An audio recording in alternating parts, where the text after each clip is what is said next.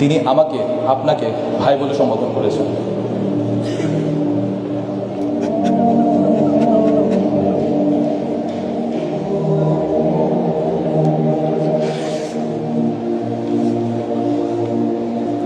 আম্মা জান আয়েশা রাদিয়াল্লাহু তাআলা আনহু একবার রাসূল সাল্লাল্লাহু আলাইহি ওয়াসাল্লামের কাছে দোয়া চাইলেন।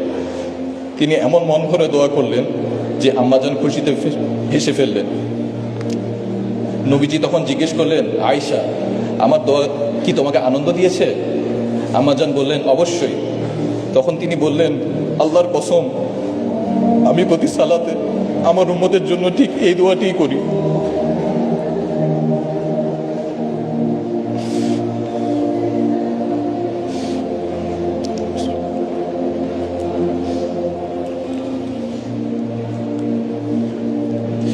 চিন্তা করুন, প্রতি সালাতে তিনি আপনাকে বলেননি।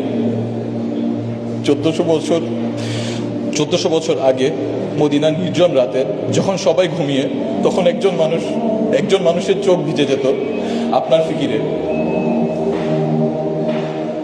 আর আজ আমরা সেই উম্মত তাকে কোথায় নিয়ে দাঁড়িয়ে আছি। কিন্তু আজ যদি রাসূল সাল্লাল্লাহু আলাইহি ওয়াসাল্লাম ফিরে আসতেন, যদি তিনি দেখতেন তার সেই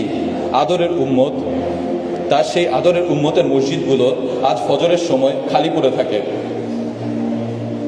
যদি তিনি দেখতেন তার ভাইয়েরা আজ অশ্লীলতায় মত্ত, যেই উম্মতের জন্য তিনি উহুদে রক্ত ঝরিয়েছে, সেই মানুষেরা আজ সামান্য দুনিয়ার লোভে মিথ্যা বলে, ধোঁকা দেয়।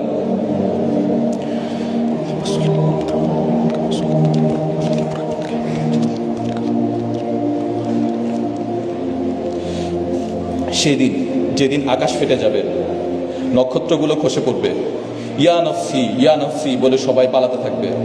মা সন্তানকে চিনবে না, বাবা চিনবে না ছেলেকে, নবীরা পর্যন্ত ভয় কাঁপতে থাকবেন।